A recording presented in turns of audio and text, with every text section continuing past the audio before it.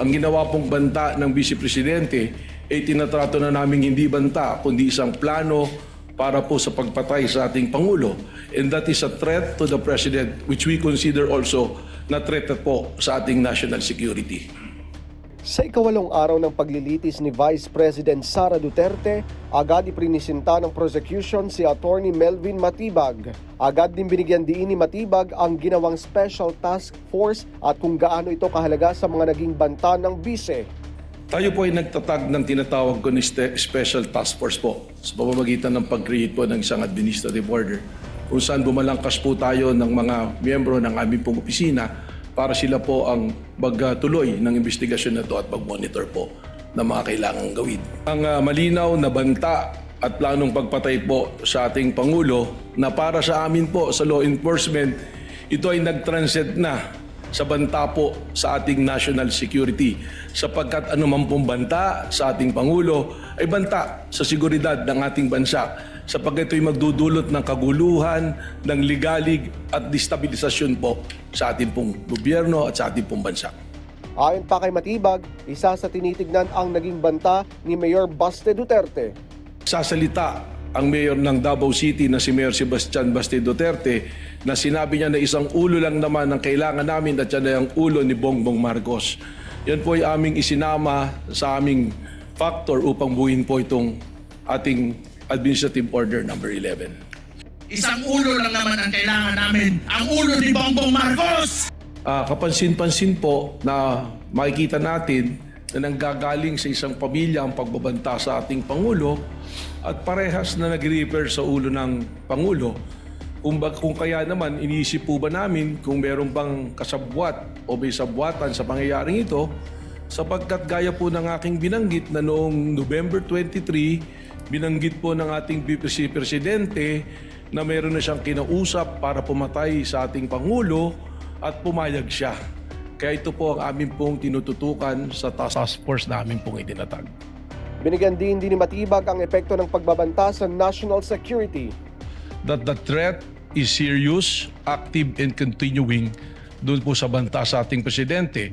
At dahil ito ay seryoso, aktibo, at patuloy na umiiral, ay nagiging banta na rin po sa ating pambansang seguridad. Sapagkat anuman pong banta sa seguridad ng ating Pangulo ay banta po sa ating national security. Na yung kanila pong aksyon ay nagkakaroon po ng epekto para kumilos sa mga nakakarinig ang kanilang mga supporter upang maghasik po ng ligalig at kaguluhan po sa ating pong bansa at hindi na nirirespeto ang ating pong konstitusyon at wala na rin pong pagtingin sa ating democratic process. Nabanggit din ang mga naging pamantay ng Special Task Force kaugnay pa rin sa pag-imbestiga sa pagbabanta ng bise sa buhay ng Pangulo. Una na po rito yung pattern of violence po. Bukod sa pattern of violence, ano pa kung mayroon pa? Yung pong gravity at seriousness po ng isa pong pangyayari. Anong sunod dito kung meron pa? Yung pong identity and identifying characteristic po ng involved po doon sa pangyayari. Bukod sa identity, ano pa Mr. Witness kung mayroon man?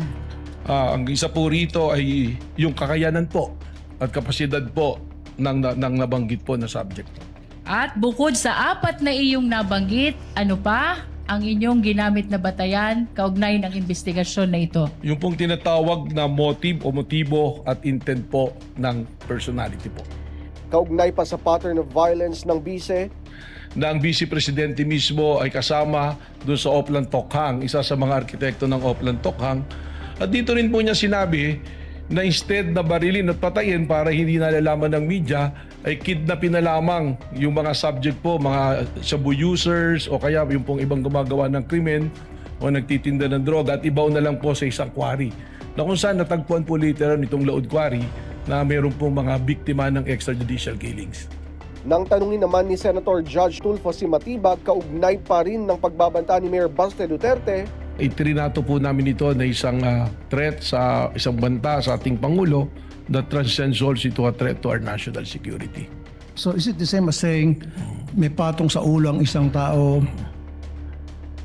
like a reward, whoever can capture this person, dead or alive or something to that effect?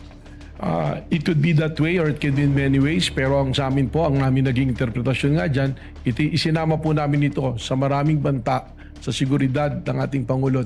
Sa katanungan naman ni Senator Judge Risa Hontiveros kung patuloy pa rin ang panganib sa buhay ng Pangulo, Tama po yan, sapagkat binanggit ko nga po kanina yung ginagamit sa National Threat Assessment Center po ng Secret Service ng Amerika, pumapasok po doon yung mga obserbasyon na yan. At katunayan po, lalo pang lumawig o lumawak yung mga banta sa presidente, namin pong namomonitor. Pati po mga ordinaryong tao ngayon, ay napakadali po na magbigay ng banta.